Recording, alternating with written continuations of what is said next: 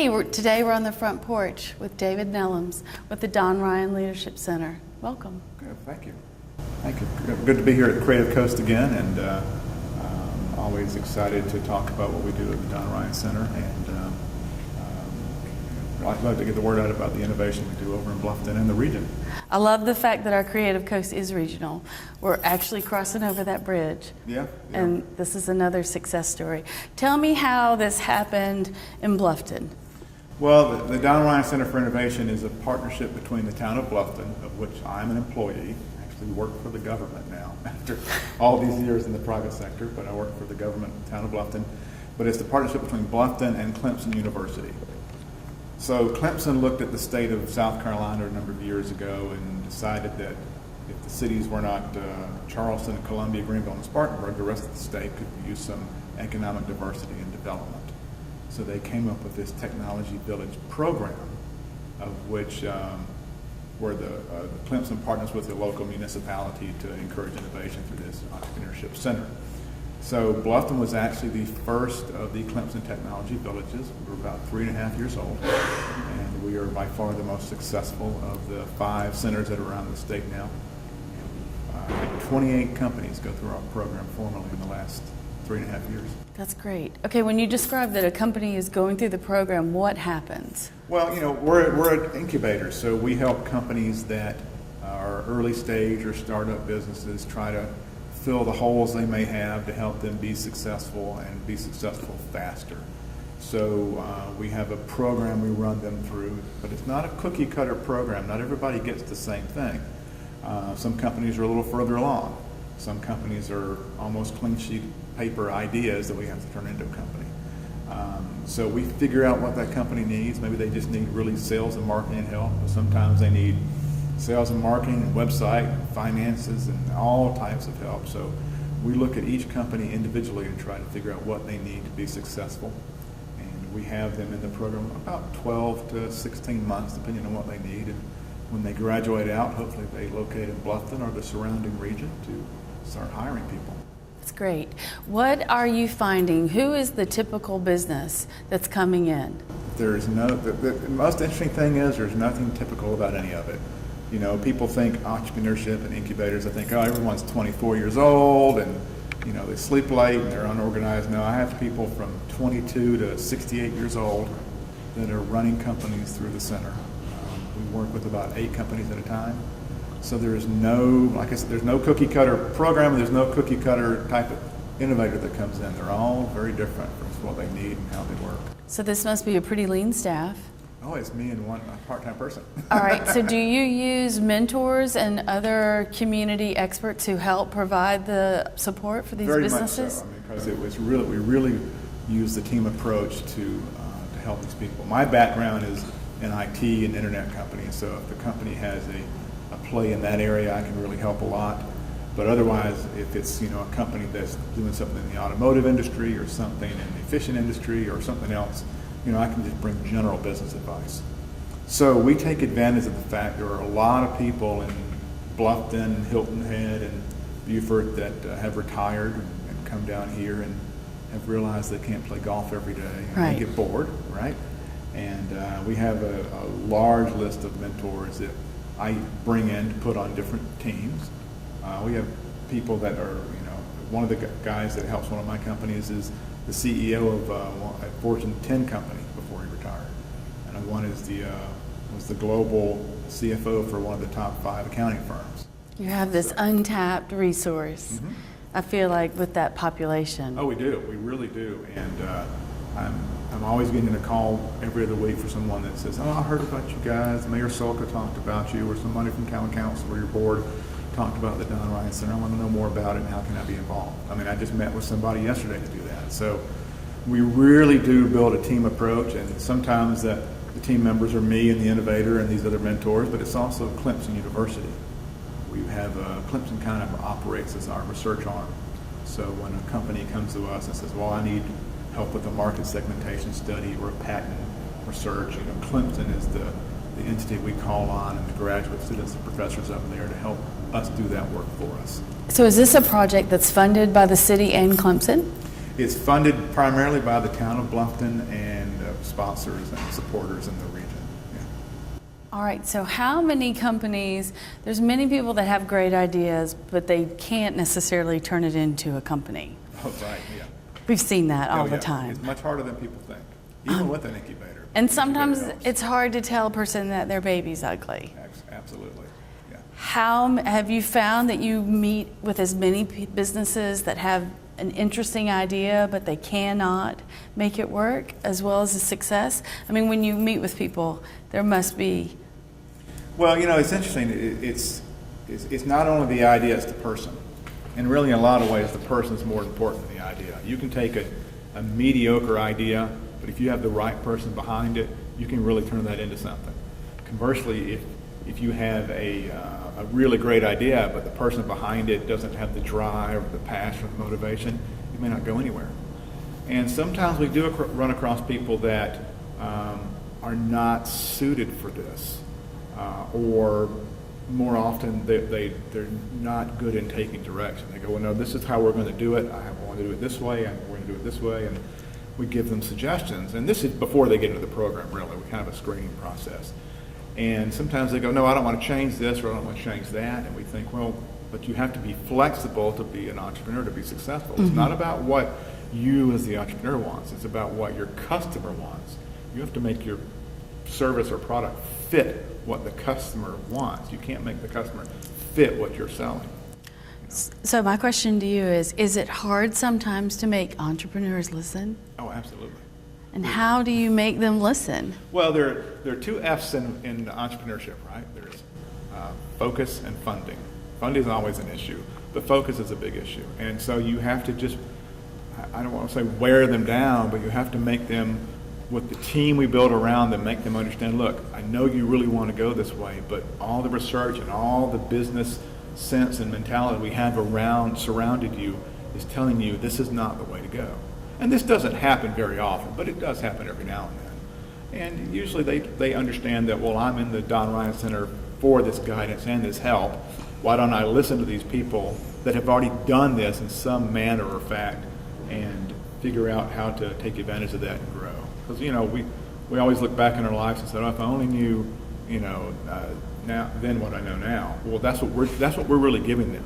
And that's what an incubator does. We're taking 3 years of experience and knowledge that this person would have on their own and compressing it all into 1 year. And tell us again, if someone wants to reach out to the Don Ryan Center, how do they find you? Well, you can go to donryancenter.com, obviously. That's probably the best way. Of course, you could Google it, but the best way is to go to donryancenter.com. It talks about the program.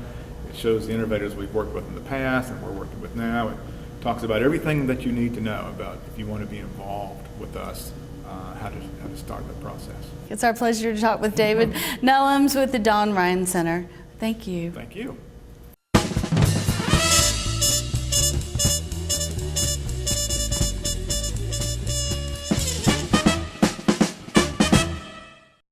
Welcome to today's Front Porch. Today we're talking with Melissa Gratias. She's a productivity psychologist. So tell us what brings you here today. Oh, I am excited to be here. Thanks for having me, Nancy. Yeah. I am here today to talk to you about how awesome Savannah is. I'm new to the area, okay. And we moved here, our family, last August, and I restarted my business in this area, right. And have been nothing but thrilled with how open the business community has been, the wonderful services here at the Creative Coast, and the fact that I just am swimming in clients that I just didn't think would be this receptive to what I do this quickly. So okay. Very, very happy to be here. Good. Well, tell us what you do. Oh, thank you. I am a productivity psychologist, which is a term I totally made up, by the way. It doesn't exist. And I am a psychologist by training. I have a PhD in industrial organizational psychology. And I help my clients be more effective and organized at work. Okay. So I will work with business owners and executives and a lot of attorneys and accountants who are frankly tired of feeling ineffective and unproductive in their days. So I come in and I help those folks out. Okay. When did you start this business? I know you said you kind of transferred it from where were you before? I was in Chattanooga, Tennessee. Okay. And I started my business in 2007. Okay. As my darling husband says, I up and quit my job, and this is a man from Minnesota, mind you. So I was in corporate HR for 10 years, and myself, I was not born organized. I was not one of those people who lined up their socks in their drawer as a child, and I struggled. I'll be honest, I struggled in corporate America, not just to keep throwing more hours at my situation, and it was, and I knew I had that old adage going through my head, I needed to work smarter, not harder. So in 2007, I got inspired to, as Eric says, up and quit my job, and I launched my company a few months later, and it has been I've been so blessed, a day one success. That's awesome. For me. Yeah. For So almost 10 years. Were there things you saw in your corporate job that made you think this is something that's needed, not just in corporations, but in small businesses, like you mentioned, law firms? Absolutely. I knew from my own experience that, I was working back in the 90s when email was in its infancy, and now email volumes are doubling about every 2 years for people. So absolutely, how do we continue doing all of our meetings, responding to all of our emails, and the regular desk work that we have to do? So I absolutely saw this of all of my clients, including myself, and it took me so much self-study to feel like I had a grip on how to be productive and effective at my work. And once I realized there's a system to it, there's a psychology to it. Now, don't get me wrong, one size does not fit all. Right. That's a core belief of any psychologist, of individual differences. People are different. So I help match my clients to the productivity tools that will work best for them. And that'll be different from you, Nancy, versus me. We all work differently. So yes, I see a need for this in all levels of clients. I have clients all the way from, current client is Volkswagen of America, and I'm working with them quite a bit this year. And then I also have this great guy who owns a coffee shop here in Savannah, who is a regular client of mine and just needs to be able to manage his business so that he can grow it the way he wants to. So you're right, it does apply to all levels of individuals, which is fun. Yeah, it's a big variety, I would imagine. Absolutely. So which brings variety into my work and Exactly. and makes every day different. So I hear what you're saying about not one size doesn't fit all, but I'm sure there's not a typical day, but like with a typical, quote unquote, typical client, what would you do to help them? Oh, typical client. The most frequently heard incident that people come to me with is, I don't have a grasp on my action items, also known as tasks, also known as to-dos. I use those words interchangeably, but they end up saying they have a whole bunch of actions in their email inbox just sitting there waiting for there's a stack of paper on their desk waiting for their attention. There's all these actions swirling around in our heads waiting, and our action items are scattered on so many different places. And the first thing that I do with any new client is to get everything centralized, pull it all together, because it's absolutely impossible for us to prioritize and know what we've done, know what we need to do if all of our actions are scattered in so many different locations. So that's the first thing. Okay.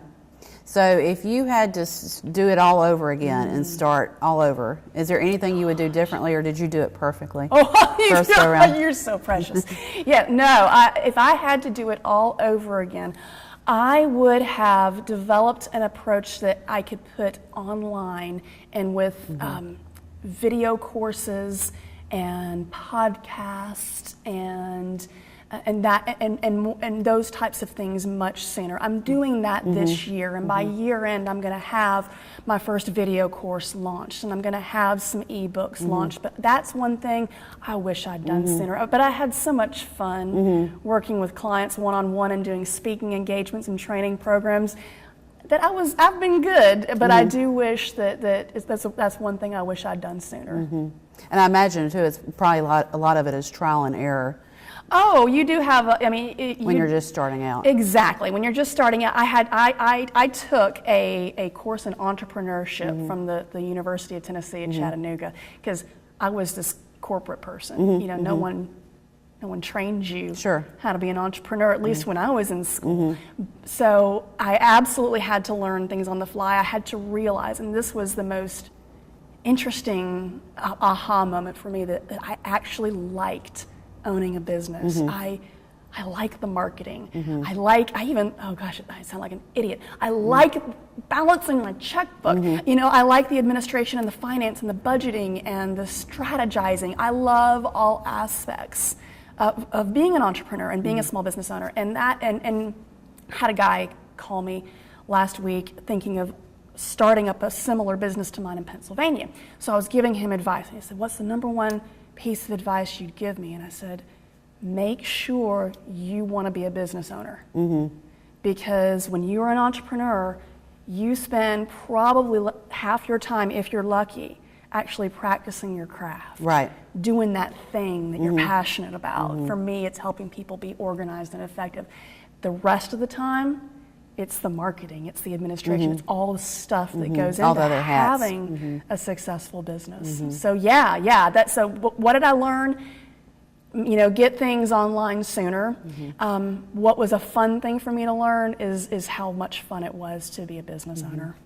Now, you mentioned that class you took in entrepreneurship. Are there other resources that have been very helpful to you as an entrepreneur, and what are those? Absolutely, yes. The Tennessee Small Business Development Center. Now, I'm new to Georgia. The Georgia Small Business Development Center is also awesome, but I have much more experience with the TSBDC, Tennessee Small Business Development Center. They offer excellent business counseling and coaching, and getting loans and financials and running a business. But where I have grown the most is how my Small Business Development Center counselor taught me how to be an internet marketer. She's the one that got me on YouTube and told me what I needed to do there. She encouraged me to set up my Twitter accounts and to utilize Facebook to its optimum, and LinkedIn. And I will tell you, year on year, 20% of my new clients come from LinkedIn. And it's all the content marketing that goes into that, and it really is social media. I'm a believer, but I would not have gotten there without my Tennessee Small Business Development Center counselor. So that's been excellent. Also, I was a member of Business Networking International for 2 years, and that was such amazing training at being able to look for what I want and ask for it very succinctly. And also the networking groups with whom I was associated, particularly women's networking groups. Those were so supportive and just excellent resources in what it means to really develop professional relationships with other people and to be able to support each other. Now, if someone that's watching this is thinking about upping and quitting their job. Up and quitting, you go. What are the top 3 things you would say they need to be successful? Okay, they need a business plan. Okay. First and foremost, do not up and quit anything if you do not have a robust, well-written, and reviewed by some professional business plan. So now, with that said, Nancy, my business plan that I first developed, I ended up doing about a third of it. Because do as you say, not as you do. The other 2/3 just didn't work out the way I quite thought that it would. But I had a plan, and at least a third of it is still in place today. So have a business plan. The other thing is develop skills in areas where you lack. If you don't know how to manage QuickBooks, learn. So make sure your skill gaps in those areas, because like I said, half the time is practicing your craft, the other half is running a business. So develop skill gaps. And then the third thing, start building your platform as soon as you know you want to make a change. Even if it's going to be 3 or 4 years down the road, go ahead and get your Twitter handle. Go ahead and get your personal branding website. Go ahead and start establishing and do some writing and blogging in this field that you want to go into. That platform takes years to build. If you have the luxury of those years to build it before up and quitting anything, take advantage of it. Make it a side hustle for yourself for a while until you have something, a foundation on which to build the rest of your business. So a business plan, get some skill gaps filled, and build your platform. Okay. Probably the last question I have is there anything that's been surprising to you along this journey? I'm sure there have been probably lots of things. There have been lots of things that have been surprising. I think one of my favorite surprising moments was one Saturday morning. Yes, I was working on a Saturday, and my 11-year-old daughter was on the couch behind me playing on her iPad. Okay, and I was sitting there. I was scheduling social media postings via one of my favorite tools, Hootsuite. So I was collecting them all and scheduling the postings and doing some stuff and uploading some YouTube videos and blah, blah, blah, blah, blah, blah, blah. And all of a sudden I stopped. And I looked at this child behind me, and I looked back at my computer, and I looked at this child behind me, and I stopped, and I looked at her, and I said, "Do you want a job?" And she kind of looked up from her iPad. She goes, "Well, what did you have in mind?" And I said, "I think you could be my marketing assistant." And so one of the most surprising and just joyful aspects of this for me has been, she's 14 now, is having her just show me all the awesome things she could do as long as I had to write up a job description for her. She had an offer letter. We had to do processes and procedures so that she knew how to do things, but how much my family could help me. And my 10-year-old son, he's waiting for his chance. He's like, when do I get to work for mommy? When do I get to work for mommy? So that has been how it has both employed and inspired my children. That I've been an entrepreneur and been out here on my own and been successful at it. That's been the most pleasant, joyful, and surprising thing I can say has been mine along this journey. That's great. Thanks. Thank you.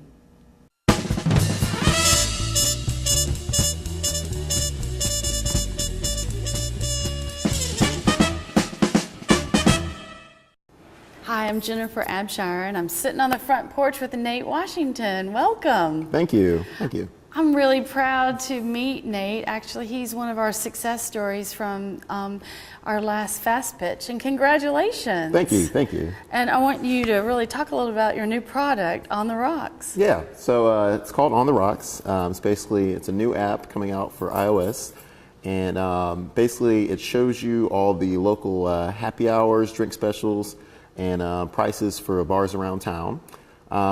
So unlike other happy hour apps, one thing I found is that a lot of their lists tend to be outdated. You plug something in and, you go back 2-3 months later and that bar no longer has that deal anymore. So with our app, it is actually updated and inputted by users. So the people actually using the app are going in, verifying it, and if there's something wrong with the deal, they can actually flag it. And that kind of lets us know, hey, we need to look at it, take it down. Things like that. So, yeah. All right, so where'd you come up with the idea, besides the obvious of being in Savannah? Yeah. It seems to fit our town. So, yeah, so throughout college and, obviously living in Savannah, one of my biggest things, I'm a normal guy in his mid-20s, so I like to go out and, have a few drinks with friends. And there's, I think a lot of people can relate to this. There's been plenty of times when I've just woken up the next morning and wondered how I managed to spend so much money. It's a shame that, I just don't know how much drinks are, before I'm, going out to a place, or, if I had the option to go to another place first, I would. So, I thought, well, why don't I, know more happy hours or, things like that around town so I can kind of save a little bit of money. And the thing I kind of realized is that a lot of these bars and restaurants, they don't really advertise their, happy hour specials unless you're already there. And, a lot of these places don't even really update their websites. So, I thought, well, it's not going to have to be up to the bars to update this because, they're not. So it's really going to have to be up to the users. So, I kind of looked at, if you're familiar with the Maps app kind of Waze, it's user updated information. So, I thought, well, that could work.